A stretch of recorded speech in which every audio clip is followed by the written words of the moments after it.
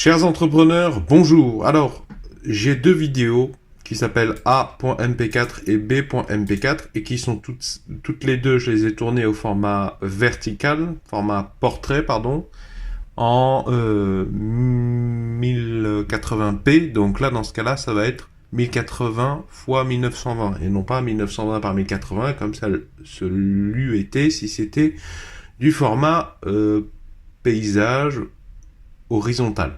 La question que je me posais, c'est comment faire pour les charger avec le logiciel Kdenlive, puisque c'est mon logiciel de montage préféré. C'est pas si facile que ça, alors je vous fais le...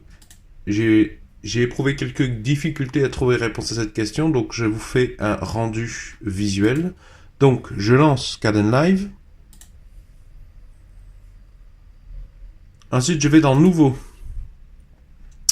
Donc ici, on a plein de types de profils et il faut aller dans Gérer les profils du projet, là, ce petit logo. Voilà, donc vous inquiétez pas de ça. Vous allez ici, créer un nouveau profil. Vous cliquez ici. Description, donc là, c'est le titre.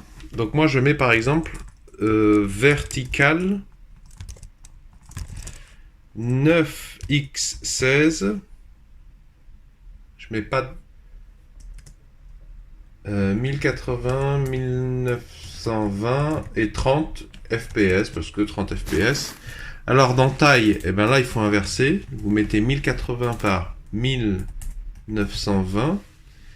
Fréquence de l'image, ben c'est 30.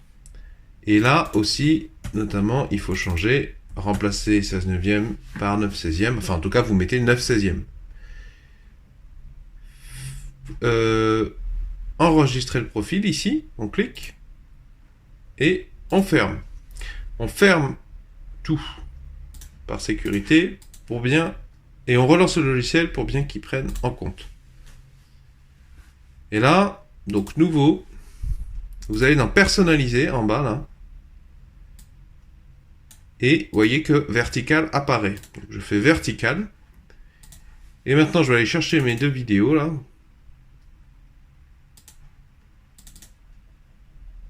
Elles sont chargées.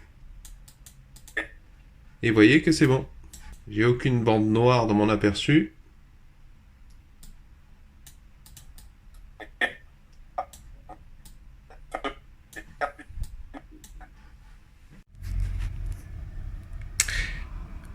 Voilà donc, c'était pas plus compliqué que ça, mais enfin, les instructions que j'avais trouvées sur les forums n'étaient pas très claires.